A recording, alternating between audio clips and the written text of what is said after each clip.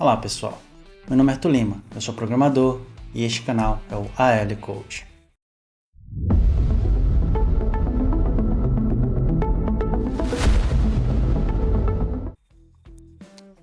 No vídeo de hoje, eu gostaria de falar sobre algo que nem todo programador gosta, os testes. Por muito tempo, eu também não gostei, eu achava que era uma perda de tempo, eu achava que era desnecessário criar os testes, que era só mais uma forma de manter a gente cheio de tarefas que tem que fazer, além do código que geralmente era bem complexo, eu tinha que criar um teste, então essas coisas me incomodavam no passado, hoje em dia não incomoda mais. E eu acabei comprando um livro que eu considero muito bom, é o Effective Software Testing. Então eu comprei na versão em inglês, né?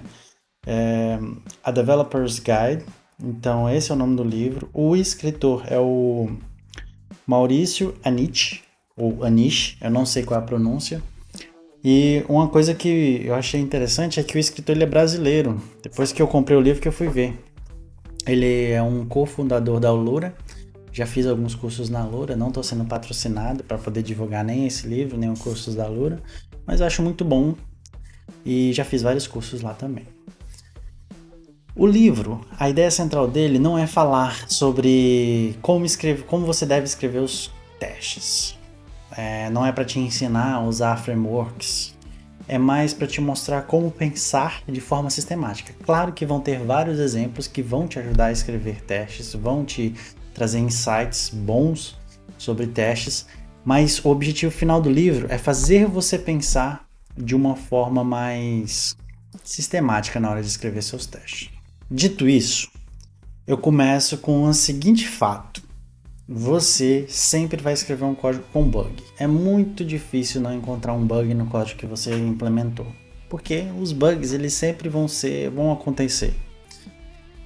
E qual é o ponto então? O ponto é que a gente consiga descobrir antes, na fase de desenvolvimento, os bugs, para que a gente não venha a ter que corrigir, porque na fase de desenvolvimento é barato para se corrigir, porque você já está naquela atividade, você já está fazendo, você já está desenvolvendo aquela feature e você pode corrigir em minutos. Já quando é em produção, você vai ter que parar tudo que você está fazendo para poder passar para produção, pode levar horas, pode levar até dias, dependendo da empresa que você trabalha, para resolver aquele problema, né? Então é importante a gente descobrir antes. Então, já que vai ter bugs, já que você sabe que o código que você coloca tem bugs, o melhor que você pode fazer é achar o maior número de bugs possíveis na fase de desenvolvimento. Então, a ideia central do livro é que você sabendo dessa informação, você vai ser aquela pessoa que mais procura bugs no seu próprio código e não ficar deixando essa tarefa para os QAs. As principais lições do livro eu destaco as seguintes. A gente tem que testar raciocinando e não na sorte. Vou dar um exemplo.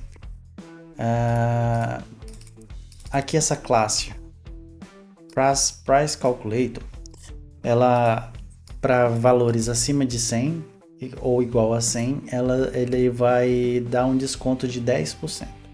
Aí você pode dar uma olhada lá no teste, vou usar esse aqui primeiro, um teste ruim, e verificar que foi utilizado aqui um valor aleatório, 100. Aí você se pergunta, tá, mas por que 100? Outra coisa aqui, teste discount. A descrição desse método, o nome desse método, a assinatura dele não está dizendo nada, só está dizendo testar desconto. Então não fala nada sobre o preço, não fala nada que está testando, então você não testou muitas coisas.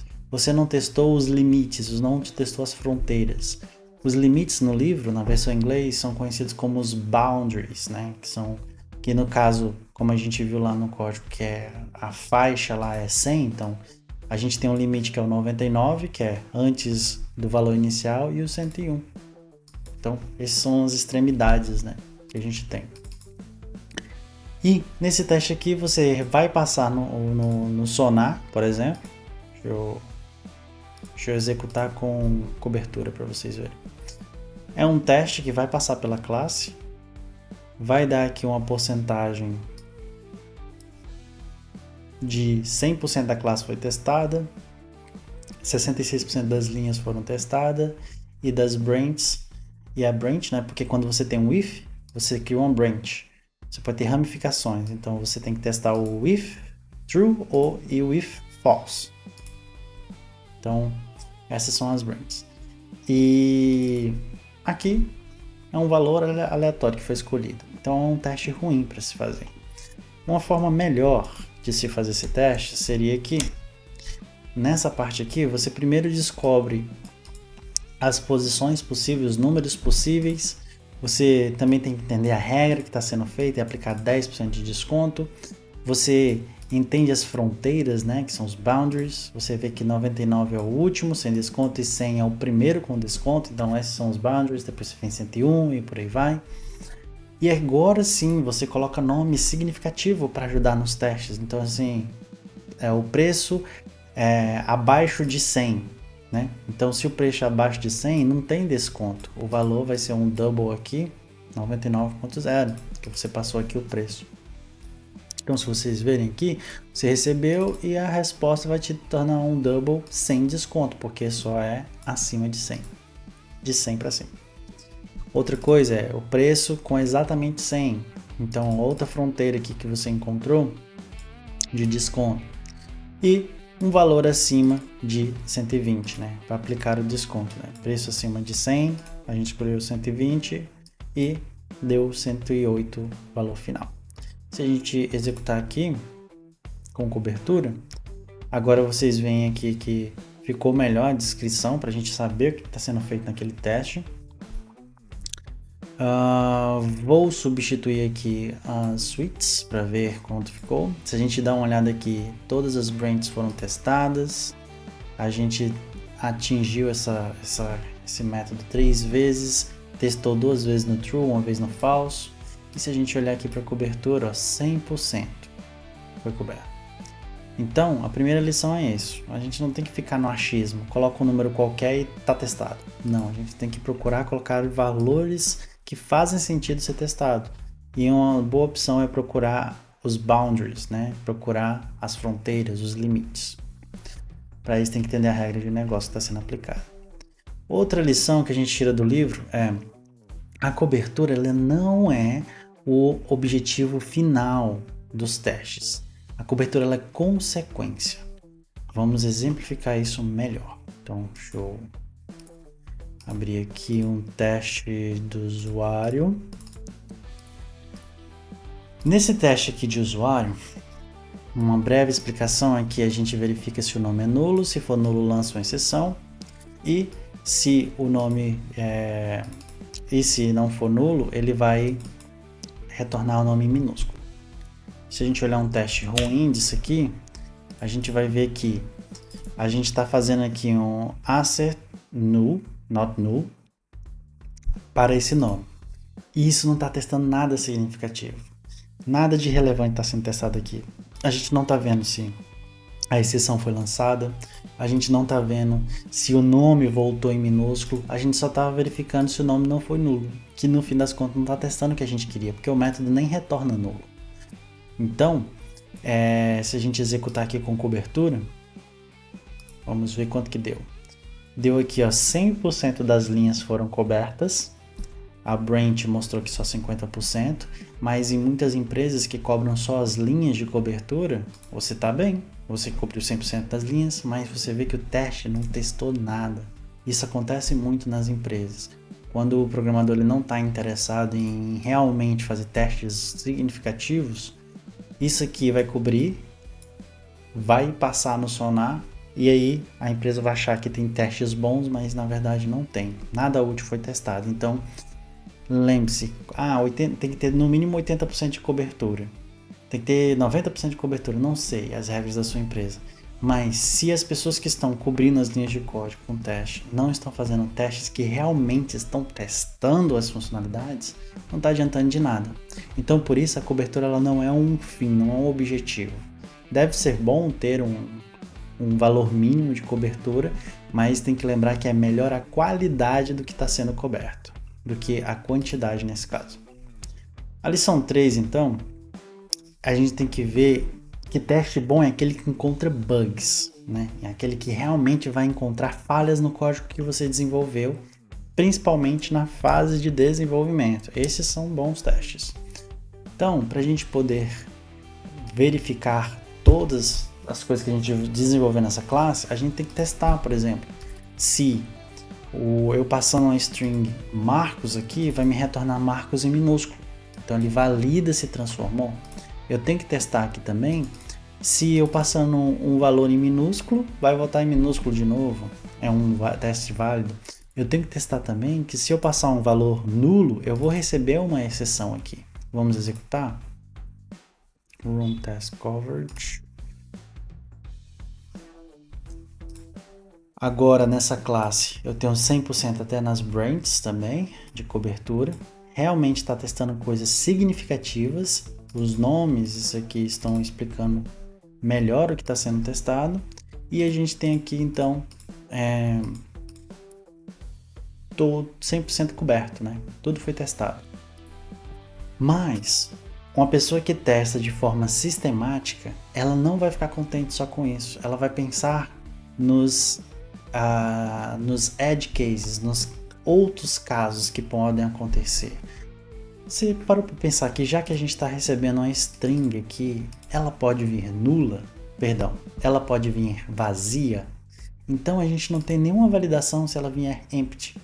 Eu vou retornar empty, mas e se o usuário, e se for melhor para o usuário receber uma exceção dizendo que foi inválido? Então a gente precisa criar um teste para verificar se tem empty aqui também. E aí isso vai fazer a gente começar a pensar nas outras possibilidades. E isso que é pensar de forma sistemática, que é o que o livro tenta nos mostrar. A quarta lição que eu tirei do livro é que com esse pensamento sistemático, você vai começar a criar suas classes para... O design das suas classes vão ser para testabilidade. Vou dar um exemplo disso. Aqui a gente tem uma classe aqui de serviço, uma order service, que vai processar e ela pega e dá um new no banco de dados aqui, ou poderia ser abrindo uma nova conexão com o banco de dados. Aqui é só um simples exemplo. Testar isso aqui vai ser impossível, porque eu não consigo fazer um mock dessa outra classe. Se a gente abrir aqui, o teste dessa classe, a gente vai chamar o process, mas não tem como a gente verificar se o db.save, que é esse save aqui, esse método, foi chamado. Porque quem está sendo instanciado aqui dentro é um objeto real. Então, como seria um design melhor dessa classe, pensando na testabilidade? Então, a gente abre essa outra classe aqui, deixa eu fechar essas outras. Agora eu removi o objeto, né? O objeto de dentro do método, coloquei ele no mesmo nível da classe, então ele fica aqui, e eu estou passando ele no construtor. Se fosse um Spring, você poderia usar uma injeção de dependência aqui, para não precisar, né? Poderia usar aqui umas anotações para criar isso, mas como é um exemplo simples, eu estou colocando aqui, passando no construtor dessa maneira, para vocês verem como é que é. E aqui dentro do método processar, eu estou chamando save. Vamos ver como ficaria o teste então, com esse design já preparado para ser testado? Se a gente dá uma olhada aqui, agora eu posso fazer um mock dessa classe db, e na hora de instanciar o meu service, que é o que eu quero testar isoladamente, eu passo o meu banco, minha classe db mockada. Então aqui quando eu chamar o process, eu consigo verificar se o db foi salvo com esse valor aqui, order. Então se a gente executar aqui, muito mais fácil de testar, foi testado. E dessa outra maneira aqui, não dá para a gente fazer um mock, não dá para verificar se foi salvo. E às vezes vai complicar muito o teu teste, você tendo que instanciar classes reais durante um teste unitário. Já tive que fazer isso por causa de alguns códigos. E realmente é muito ruim quando a classe não foi preparada para testes. O design da classe não é preparado para testes. Uma quinta lição que a gente tira do livro, eu diria que a gente pode entender melhor as classificações dos tipos de testes, né?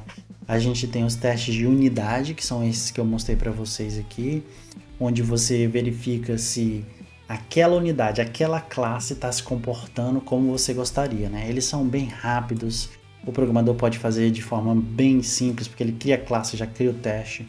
Ele testa a lógica, testa os algoritmos que foram feitos no código, testa as regras de negócio daquela classe. Então os testes unitários eles são para isso, eles são rápidos, baratos e são muito bons para ter em muita quantidade. Os testes, e fala também no livro dos testes de integração. Então a gente tem os testes de integração, eles já têm uma velocidade um pouco mais lenta, né? Porque ele acaba tendo que testar algumas classes em conjunto. Por exemplo, você tem uma requisição HTTP que que busca os dados de um usuário no banco de dados. O usuário faz a requisição, bate num controller, o controller chama o service e o service chama um repository. Então, todas essas classes vão ser acionadas num teste de integração. Isso pode ser feito com o próprio JUnit, onde ele pode instanciar um test containers, por exemplo, ou um banco H2 para poder buscar os dados do usuário. Tem algumas maneiras de se fazer, e uma dessas que eu conheço é justamente isso. Você sobe os containers, né? E esses containers vai ter um banco de dados, vai ter lá sua aplicação rodando, e você consegue chamar todo essa requisição HTTP e retornar um valor. Então ele acaba sendo um pouco mais trabalhoso, dá um trabalhinho para configurar, e tem essa comunicação entre as classes, diferente do teste unitário, né, que é classe por classe. Aqui a gente já tem mais comunicações, né, a gente tem uma interação entre as classes. E o teste de sistema, que eu não falado no livro também, ele é mais lento, geralmente é um profissional de teste.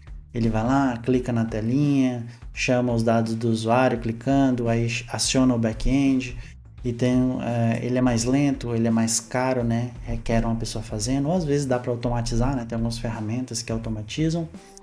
E ele mostra, né, no livro, a lição é que ele mostra as diferenças nos testes. E para o programador, o ideal seria que ele fizesse muito dos testes unitários, testando toda a sua lógica.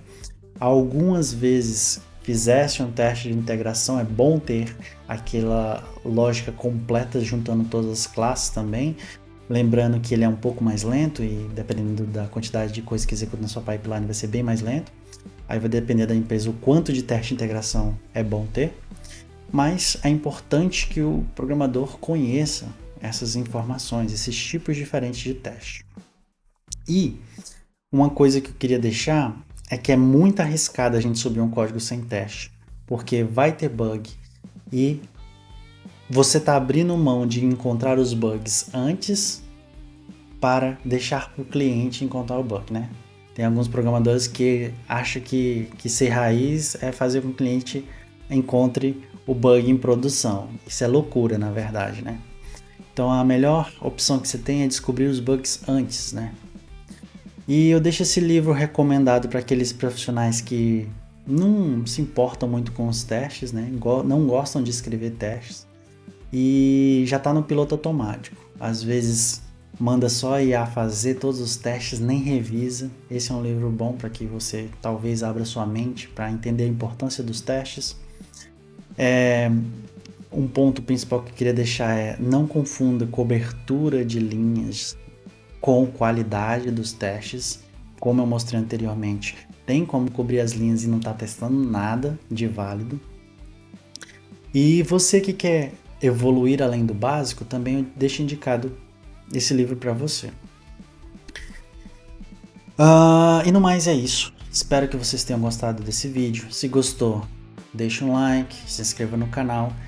Comenta aqui embaixo se você gosta, se você não gosta, se você odeia. E se pelo menos, já que você odeia, esse vídeo te ajudou a perceber que talvez você tenha que estudar um pouco sobre os testes e levar um pouco mais a sério. Espero que você compre o livro. Não porque eu estou ganhando alguma coisa, mas porque ajuda. Livros são muito bons para ajudar a gente a aprender as coisas. E é um ótimo livro, eu gostei muito dele, me trouxe grandes ensinamentos, eu espero que ajude vocês também. No mais, fiquem com Deus, espero ver vocês aqui na próxima e até mais. Tchau!